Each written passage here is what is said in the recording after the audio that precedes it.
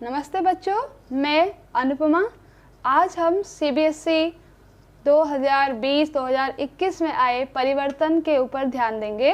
तो Hindi B course में कुछ परिवर्तन हुए हैं, उस पर गौर दीजिए।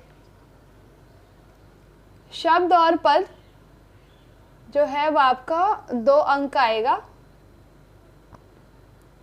अनुस्वार 1 अंक के लिए, अनुनासिक 1 अंक, उपसर्ग 2, प्रत्यय 2, शब्द विचार श्रुति सम भिन्नार्थक शब्द 2 अंक, पर्यायवाची 2 अंक, विलोम शब्द 2 अंक और अर्थ की दृष्टि से वाक्य भेद 2 अंक। रचनात्मक लेखन में भी कुछ परिवर्तन हुए हैं। अनुच्छेद लेखन 6 मार्क्स, अनौपचारिक पत्र 5 मार्क्स, संदेश लेखन 5 मार्क्स, संवाद लेखन 5 मार्क्स, नारा लेखन 5 मार्क्स। तो जो परिवर्तन हुए हैं उसमें है शब्द और पद, जो पिछले साल नहीं था। उसके बाद यहाँ पर उपसर्ग प्रत्यय तो था, और शब्द विचार, अर्थ की दृष्टि से वाक्य भेद, संदेश लेखन, नारा लेखन। तो इसमें कुछ परिवर्तन हुए हैं। तो आज इसमें से हम सबसे ज़्यादा आसान है विषय अर्थ की दृष्टि से वाक्य भेद, क्योंकि आपने वाक्य जो है वो 5वीं, 6वीं, 7वीं, 8वीं कक्षा से पढ़ा है। तो इसीलिए आज हम सबसे आसान विषय अर्थ की दृष्टि से वाक्य भेद के बारे में जानेंगे। तो बच्चों, मैंने तुम्हारे लिए यहाँ पर कुछ उदाहरण दिए हैं। कुछ शब्द है, कमल, खिला, सरोवर, है। यह सब क्या है? ये सब शब्द है। क्या है ये सब? शब्द। लेकिन जब मैं इन शब्द को मैंने क्या किया, यहाँ पर खिला, सरोवर, है, कमल, खिला, सरोवर, है, कमल, जब इस प्रकार से हम वाक्य कहते हैं तो सामने वाले व्यक्ति को समझ में नहीं आएगा कि हम क्या कहना चाहते हैं। अगर किसी भी शब्द को कहीं भी किसी भी स्थान पर रख दिया जाए तो हम सामने वाला जो श्रोता है उसे नहीं समझ में आएगा कि हम क्या कहना चाहते हैं, हमारे विचारों को वो नहीं समझ पाएगा। तो हमने क्या किया, इसे व्याकरण की दृष्टि से हमने इन शब्दों को सही स्थान पर रखा और एक सार्थक समूह बनाया। तो यहाँ पर है कमल सरोवर में खिला है। अब जब आप इस पर ध्यान दोगे तो आपको ये दिखाई देगा कि यह जो है वह व्याकरण की दृष्टि से अपने अपने स्थान पर है। यह क्या है? सार्थक समूह। तो ये ध्यान में रखना है कि वैसे मैंने यहाँ पर कुछ उदाहरण दिए हैं। समझ आई छात्र कविता नहीं को, भीड़ देखते लोगों ही देखते कि गई इकट्ठी हो। अब किसी भी शब्द को हम किसी भी स्थान पर रख दें तो श्रोता को नहीं समझ में आएगा। इसलिए बहुत ही आवश्यक है कि शब्दों को उसके सही स्थान पर रखा जाए, वो भी व्याकरण की दृष्टि के अनुसार। छात्र को कविता समझ नहीं आई, देखते ही देखते लोगों की भीड़ इकट्ठी हो गई। तो यहाँ पर जिस प्रकार से हमने इन सभी उदाहरणों में परिवर्तन किया है तो उसके आधार पर परिभाषा होगी, शब्दों के सार्थक मेल से बनने वाली इकाई वाक्य कहलाती है। शब्दों के सार्थक मेल से बनने वाली इकाई वाक्य कहलाती है। इसी के आधार पर आज मैं वाक्य में जो महत्वपूर्ण मुद्दा है उस पर तो हम चर्चा करेंगे ही, लेकिन उसके कुछ और तथ्यों को जानना भी आवश्यक है। तो वाक्य के 2 अंग होते हैं, उद्देश्य और विधेय। जिस प्रकार हमारे शरीर के अलग अलग अंगों का अलग अलग स्थान पर अलग अलग परिस्थिति में उसका महत्व होता है, उसी प्रकार वाक्य के भी 2 महत्वपूर्ण अंग होते हैं, उद्देश्य और विधेय। यहाँ पर मैंने कुछ उदाहरण दिए हैं, इसके आधार पर हम पहचानेंगे कि उद्देश्य किसे कहते हैं और विधेय किसे कहते हैं। चिड़ियों ने दाने चुग लिए। तो यहाँ पर दाना चुग लिया किसने? चिड़ियों ने। किसके बारे में बताया गया? चिड़ियों ने। और उसने क्या किया? दाना चुग लिया। तो आपको ये ध्यान में रखना है कि वाक्य में जिसके विषय में कहा जाए उसे उद्देश्य कहते हैं। वाक्य में जिसके बारे में बताया जाए उसे उद्देश्य कहते हैं। या तो हम कह सकते हैं कर्ता या संज्ञा जो है वह उद्देश्य है। और जो हम कार्य करते हैं, वो कर्ता जो कार्य करता है उसे हम कहते हैं विधेय। तो आप इसे ध्यान में रखिए, जो भी कार्य हो रहा है, जो भी क्रिया हो रही है उसे हम कहते हैं विधेय। छोटे बच्चे को पानी पिला दो। अब इसमें किसे? छोटे बच्चे को। उद्देश्य क्या करना है? पानी पिला दो, विधेय। समाचार पत्र में अनोखी घटना छपी है। किसमें? समाचार पत्र में। क्या छपी है? अनोखी घटना छपी है, ये है विधेय। एक नटखट बालक खेल रहा है। कौन? एक नटखट बालक। उद्देश्य क्या कर रहा है? खेल रहा है, विधेय। तो वाक्य में जिसके बारे में बताया जाए, जिस संज्ञा या सर्वनाम के बारे में बताया जाए उसे हम उद्देश्य कहते हैं। और उद्देश्य जो कार्य करता है उसे हम कहते हैं विधेय। ठीक है।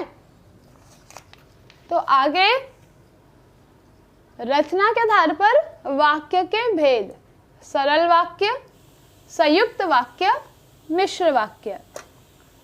तो वाक्य में रचना के आधार पर और अर्थ के आधार पर दो भेद होते हैं। तो रचना और अर्थ। तो रचना के आधार पर वाक्य के भेद है सरल वाक्य, संयुक्त वाक्य और मिश्र वाक्य। और जैसा कि मैंने आपको बताया था कि हमारे पाठ्यक्रम में दिया गया है अर्थ की दृष्टि से वाक्य भेद। अर्थ की दृष्टि से वाक्य भेद जो 2 अंक का आने वाला है। तो इसीलिए आज हम पढ़ेंगे अर्थ की दृष्टि से वाक्य के कौन कौन से भेद होते हैं।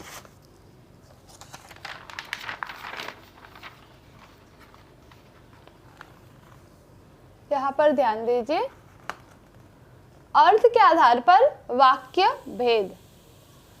अर्थ मतलब तो आपको पता ही होगा, जो आप जिसे आप मीनिंग कहते हो। विधानवाचक वाक्य, विधान करना मतलब किसी के बारे में बताना। निषेधवाचक मतलब नहीं। प्रश्नवाचक प्रश्न पूछना। आज्ञावाचक आज्ञा देना या आज्ञा लेना, प्रार्थना करना। संदेहवाचक, संकेतवाचक, इच्छावाचक, विस्मयादिवाचक वाक्य।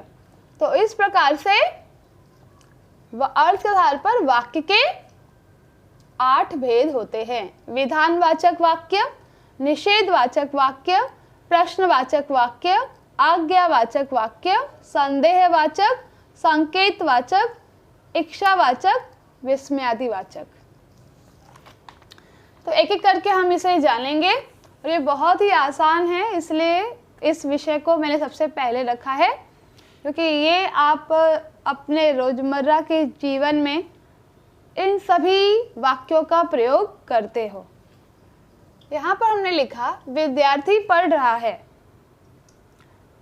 एक साधारण सा वाक्य है कि विद्यार्थी पढ़ रहा है। विद्यार्थी के बारे में बताया गया है कि विद्यार्थी क्या कर रहा है? विद्यार्थी पढ़ रहा है।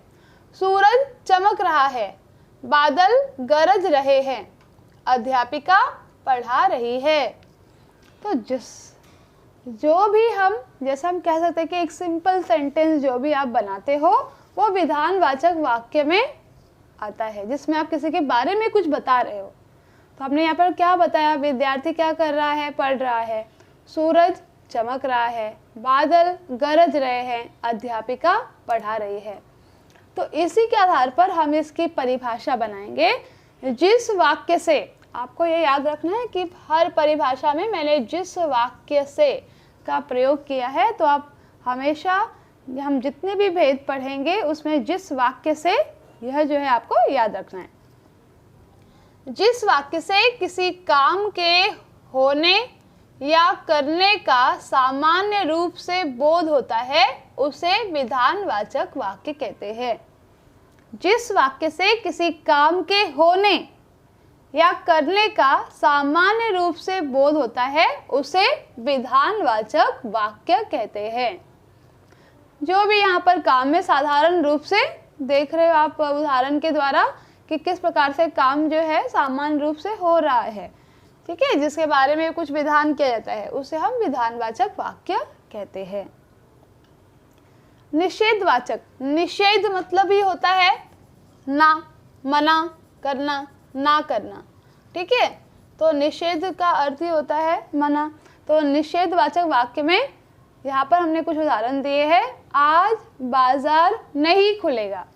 तो जिस वाक्य में नहीं या मत, तुम मत जाओ, इस तरीके से वाक्य बनाए जाते हैं वह निषेधवाचक होता है।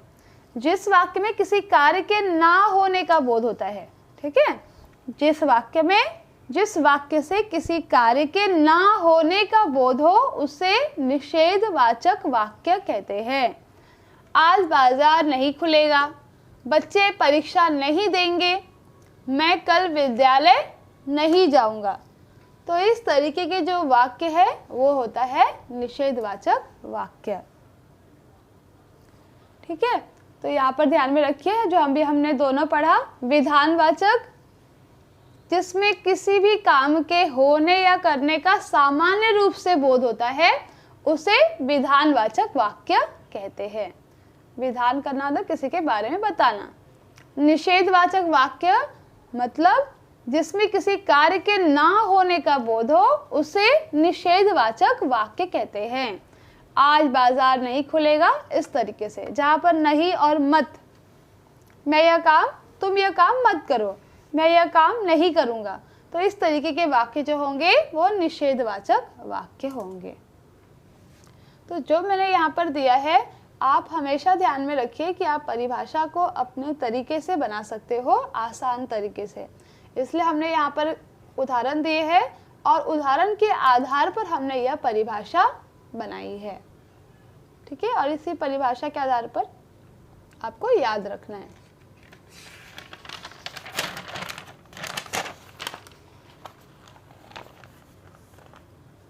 अब यहाँ पर देखिए प्रश्नवाचक, ये तो सबसे आसान है। आप हमेशा अपने जीवन में, रोजमर्रा के जीवन में हमेशा कुछ ना कुछ प्रश्न अपने माता पिता या फिर अपने भाई बंधु से पूछते हो। तो उसी तरीके से जिस वाक्य से किसी भी प्रकार के प्रश्न के पूछने का बोध हो उसे प्रश्नवाचक वाक्य कहते हैं, ठीक है। जिस वाक्य में किसी प्रकार के प्रश्न के पूछने का बोध होता है उसे प्रश्नवाचक कहते हैं। यह किसकी पुस्तक है, क्या आज बैंक खुला है, यह बच्चा किसका है। और सबसे ज़्यादा महत्वपूर्ण है इसमें कि जब आप इस प्रकार के वाक्य बनाते हो प्रश्नवाचक, तो आपको अंत में प्रश्नवाचक चिन्ह का प्रयोग भी करना है। जिस वाक्य से किसी प्रकार के प्रश्न पूछने का बोध हो उसे प्रश्नवाचक वाक्य कहते हैं, ठीक है। आगे बढ़े। आज्ञावाचक, एक गिलास पानी लाओ, एक गिलास पानी लाओ। आप किसी को आज्ञा दे रहे हो, आपके माता पिता आपको आज्ञा देते हैं कि एक गिलास पानी लाओ, ठीक है, लेकर आओ। तो ये क्या है, आज्ञा देना। मैंने यहाँ पर लिखा है कि इसमें कौन से भाव प्रकट हो रहे हैं। मुझे अब चलना चाहिए। जब भी आप बाहर जा रहे हो तो आप अपने घर के लोगों से बातचीत करते हो कि मुझे अब चलना चाहिए, तो मुझे देरी हो रही है। इस प्रकार के जब वाक्य होंगे तो उसमें हम क्या करते हैं, किसी से हम अनुमति लेते हैं कि मैं अब चलूं। मुझे एक दिन का अवकाश दे दीजिए, प्रार्थना करना। मुझे एक दिन की छुट्टी दे दीजिए, प्रार्थना करना। चलो सब अपनी अपनी पुस्तक खोलो। जब आप क्लासरूम में होते हो तो आपकी शिक्षक आपसे कहती है कि चलो सब अपनी अपनी पुस्तक खोलो, तो शिक्षक वहाँ पर क्या करती है, आज्ञा देती है। विद्यालय समय पर पहुँचना चाहिए, विद्यालय समय पर पहुँचना चाहिए, उपदेश देना। घर के बड़े बुजुर्ग जो है वो हमें हमेशा उपदेश देते हैं कि कभी भी खड़े होकर पानी मत पिया करो, विद्यालय समय पर पहुंचना चाहिए। तो इस तरीके के वाक्य क्या होते हैं? उपदेश देना। तो आपको ध्यान में रखना है आज्ञावाचक में आज्ञा, अनुमति, प्रार्थना, उपदेश। आज्ञा, अनुमति, प्रार्थना, उपदेश। ध्यान में रखिए, आज्ञा, अनुमति, प्रार्थना, उपदेश। और इसी के आधार पर यह परिभाषा बनाई है। जिस वाक्य से आज्ञा, उपदेश, प्रार्थना, अनुमति आदि का बोध होता है उसे आज्ञावाचक वाक्य कहते हैं। जिस वाक्य से आज्ञा, उपदेश, प्रार्थना, अनुमति आदि का बोध होता है उसे आज्ञावाचक वाक्य कहते हैं। ठीक है, तो आपको ये ध्यान में रखा है। अपने अभी तक हमने 4 पढ़े हैं, चारों में आपको ध्यान में रखना है। विधानवाचक, जहाँ पर किसी भी काम के होने या करने का सामान्य रूप से बोध हो। निषेधवाचक, जिसमें किसी भी कार्य के ना होने का बोध हो। तो जहाँ भी नहीं या मत जैसे शब्द आते हैं तो वहाँ पर वो निषेधवाचक होगा। और प्रश्नवाचक, जहाँ पर किसी भी प्रकार के प्रश्न पूछने का बोध हो उसे प्रश्नवाचक वाक्य कहते हैं। और जिस वाक्य से आज्ञा, उपदेश देना या लेना, प्रार्थना, अनुमति आदि का बोध होता है उसे आज्ञावाचक वाक्य कहते हैं। तो ये जो परिभाषा मैंने बनाई है वो महत्वपूर्ण है। अगर ये परिभाषा के कुछ शब्द आपको याद रहेंगे तो हमेशा आप पहचान सकते हो कि वह कौन सा वाक्य है, आज्ञावाचक है या फिर प्रश्नवाचक है।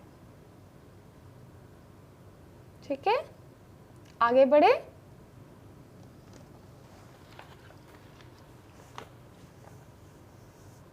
संदेहवाचक वाक्य। संदेह का अर्थ ही होता है, ठीक है, जिसमें किसी भी कार्य के होने में संदेह का बोध हो।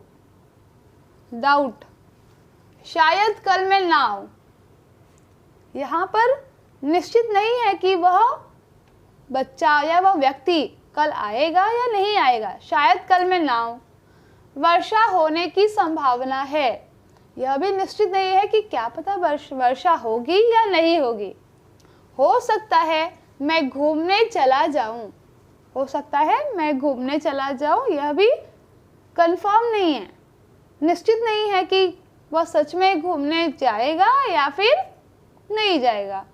पल्लवी संभवतः लौट आए, शायद वो लौट आए, वो जहाँ भी गई है वह वहाँ से लौट आए। तो यहाँ पर निश्चित नहीं है, तो आपको इसमें ध्यान रखना है कि इन्हीं वाक्य के आधार पर यह परिभाषा बनाई है।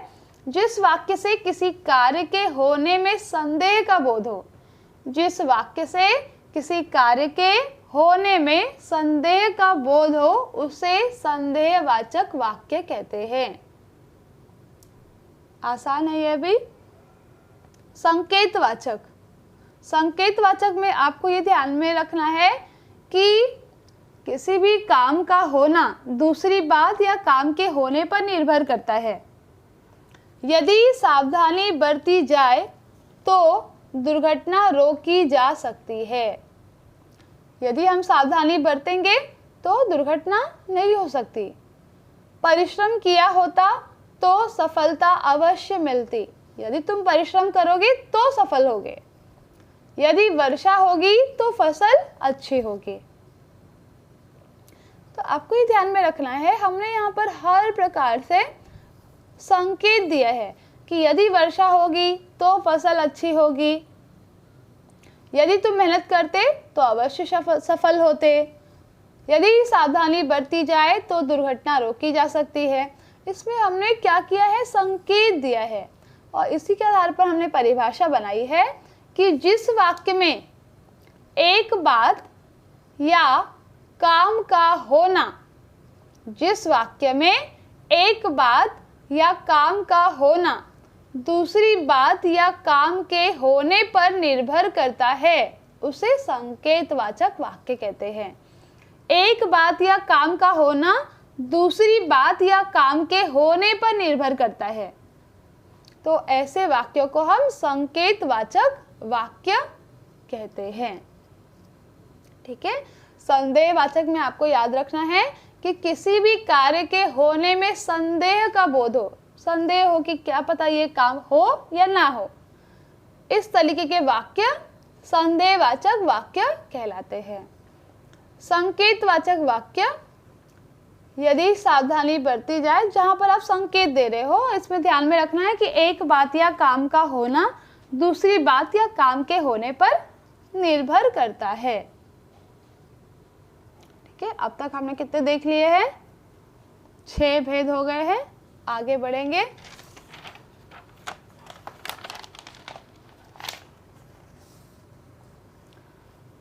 इच्छावाचक वाक्य, जैसे आप अपने माता पिता के चरण छूते हो तो आपके माता पिता के मुंह से अलग अलग भाव जो उनके मन में है वो प्रकट होते हैं। चिरंजीवी रहो, खुश रहो, आनंद से रहो। तो इस प्रकार से जब भी इस प्रकार के वाक्य होंगे, जब आप कभी भी अपनी इच्छा प्रकट कर रहे हो, आशीर्वाद दे रहे हो या फिर सामने वाले व्यक्ति को शुभ कामना दे रहे हो, तो ऐसे वाक्यों को ही हम इच्छावाचक वाक्य कहते हैं। जैसे हमने यहाँ पर लिखा, विजय भव, काश मैं एवरेस्ट छू पाता, ईश्वर तुम्हें प्रसन्न रखे। तो इस प्रकार के जो वाक्य होंगे, जिस वाक्य से इच्छा, आशीर्वाद, शुभ कामना आदि का बोध होता है, उसे इच्छावाचक वाक्य कहते हैं। ध्यान में रखिए, जिस वाक्य से इच्छा, आशीर्वाद या शुभ कामना देना या लेना, शुभ कामना आदि का बोध होता है, उसे इच्छावाचक वाक्य कहते हैं। फिर विस्मयादिवाचक वाक्य, विस्मय मतलब आश्चर्य। अब हमने यहाँ पर वाक्य लिए हैं, वाह कितना सुंदर दृश्य है, ओह बहुत बुरा हुआ, छी कितनी बदबू आ रही है। तो यहाँ पर कहीं भी घृणा, तो कहीं पर शोक है, तो कहीं पर खुशी है। तो इस प्रकार के भावनाएं विद्यमान है इन सभी वाक्यों में। तो आपको ध्यान में रखना है कि विस्मयादि में विस्मय, विस्मय मतलब आश्चर्य, हर्ष, शोक, घृणा, प्रशंसा आदि का बोध हो, उसे विस्मयादिवाचक वाक्य कहते हैं। और विस्मयादिवाचक वाक्य में विस्मयादि बोधक चिन्ह का प्रयोग अवश्य करना है। विस्मयादि बोधक चिन्ह का प्रयोग आपको अवश्य करना है। वाह कितना सुंदर दृश्य है, ओ बहुत बुरा हुआ, छी कितनी बदबू आ रही है। तो आप इसमें ध्यान में रखिए कि इसके आधार पर हमने इसकी परिभाषा बनाई है। जिस वाक्य से विस्मय, हर्ष, शोक, घृणा, प्रशंसा आदि का बोध होता है, उसे विस्मयादिवाचक वाक्य कहते हैं। इच्छावाचक, जिस वाक्य से इच्छा, आशीर्वाद, शुभ कामना आदि का बोध होता है, उसे इच्छावाचक वाक्य कहते हैं। विस्मयादिवाचक वाक्य, जिस वाक्य से विस्मय, आश्चर्य, हर्ष, शोक, घृणा, प्रशंसा आदि का बोध होता है, उसे विस्मयादिवाचक वाक्य कहते हैं। तो एक बार अभी हमने जितना भी पढ़ा है एक बार फिर से दोहराएंगे और उसके बाद मैं आपको कुछ गृह कार्य भी दूंगी। विधानवाचक, जिस वाक्य से किसी काम के होने या करने का सामान्य रूप से बोध हो, उसे विधानवाचक वाक्य कहते हैं। निषेधवाचक, जिस वाक्य से किसी कार्य के ना होने का बोध हो, उसे निषेधवाचक वाक्य कहते हैं।